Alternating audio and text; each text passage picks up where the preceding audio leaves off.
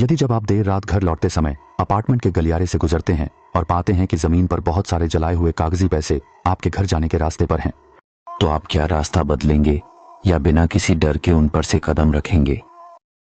आज की कहानी फैन शून शून ने भेजी है, जिन्होंने मध्य विद्यालय में एक वास्तविक और रहस्यमय अनुभव किया था।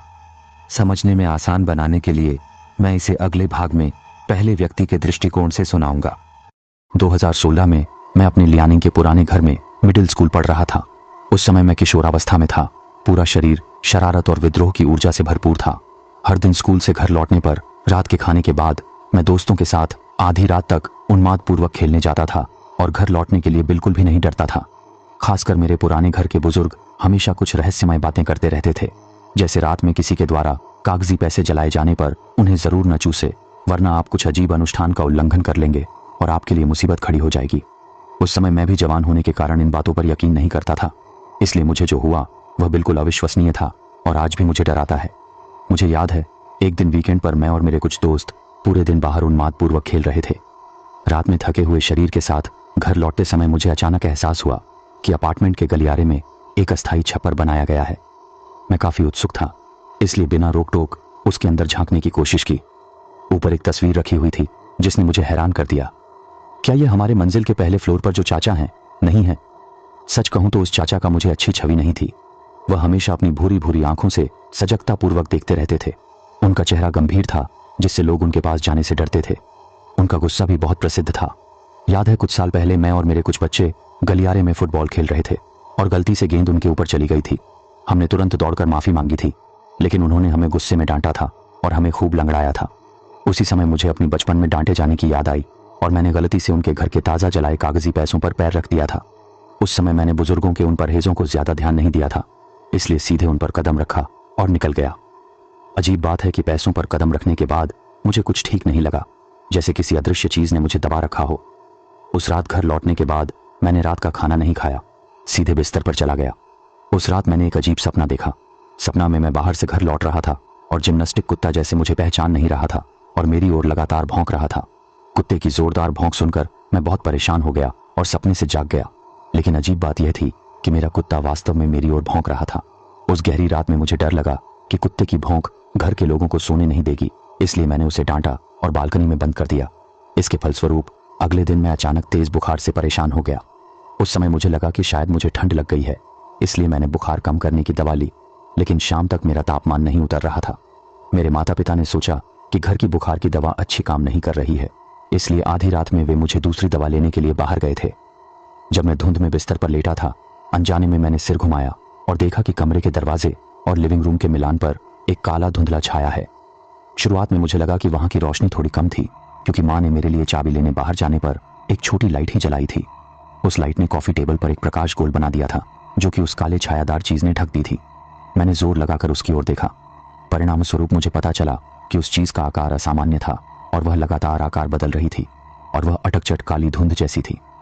मैंने उस काले धुंध से ढकी जगह पर ध्यान दिया, इसलिए मुझे पूरा यकीन था कि यह मेरी बुखार के कारण उत्पन्न भ्रम नहीं हो सकता। बिल्कुल कुछ वहां अवश्यम भावी तरीके से था।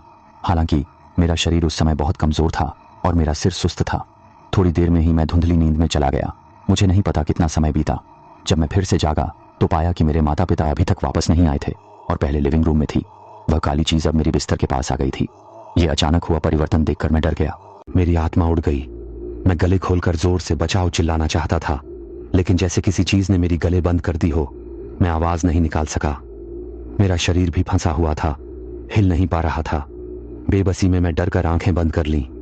विरोध करने से हार मानकर मृत्यु के इंतजार में मैं अनजाने में फिर से अस्त व्यस्त नींद में सो गया और सोने के बाद फिर से सपना देखना शुरू किया। मैंने अपने कुछ दिनों पहले दिवंगत हुए चाचा को देखा। उन्होंने मुस्कुराते हुए मेरा हाथ मिलाया। उनकी मुस्कान जीवन में उनकी गंभीर मुद्रा से बिल्कुल अलग थी।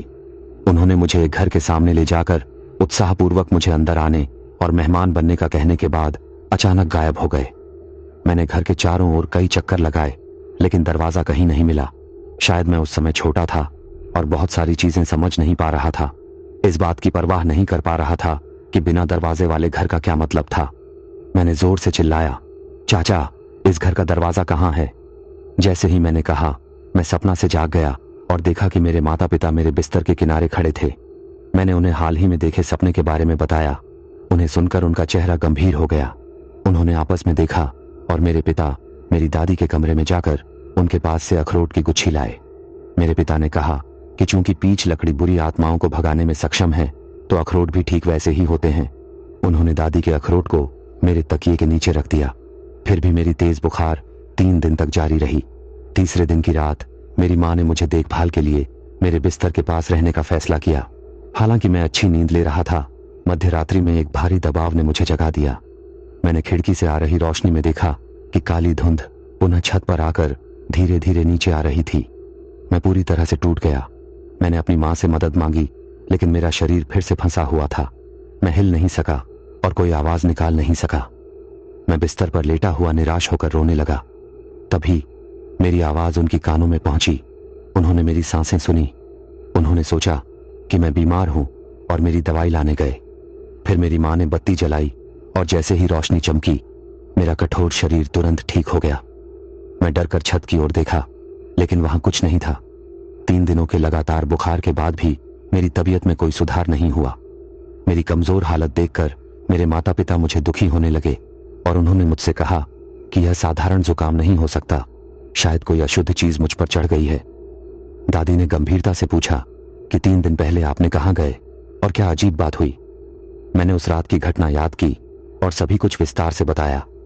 दादी ने सुनकर उस दिन ही मेरे पिता के साथ पास के पहाड़ पर एक मंदिर गए, क्योंकि दादी को वहां के एक उच्च साधु से परिचय था जो कई लोगों की मदद कर चुका था। मंदिर में जाकर उन्होंने स्थिति बताई और उस उच्च साधु ने मुझे एक छोटा बर्तन और एक ताबीज दिया और कहा कि घर लौटकर ताबीज को मेरे कमरे के दरवाजे पर चिपकाना और बर्तन को कमरे के निचले हिस्से में रखना। इसे सामान्य समय में छुए नहीं और न ही रोशनी में दिखाना।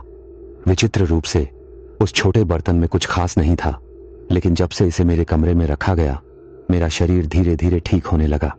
मेरे माता पिता ने चिंतित होकर ऐसी स्थिति दोबारा न होने के लिए चारों ओर सुरक्षा के उपाय ढूंढे और पता चला कि बुरी आत्माओं को भगाने के लिए बुराई भगाने वाले कढ़ाई बांधना कारगर होता है।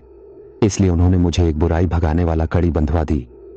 फिर उन्होंने सुना कि पीच लकड़ी बुराई को दूर करने का काम करती है, इसलिए उन्होंने मेरे तकिए के नीचे एक छोटा पीच लकड़ी की तलवार रख दी। मैं नहीं जानता कि वास्तव में कौन सी चीज काम आई, लेकिन उस घटना के बाद मुझे कभी कोई अजीब घटना नहीं हुई और मैं दूसरों द्वारा जलाए गए कागज पैसे नहीं लगाने की हिम्मत कर पाया।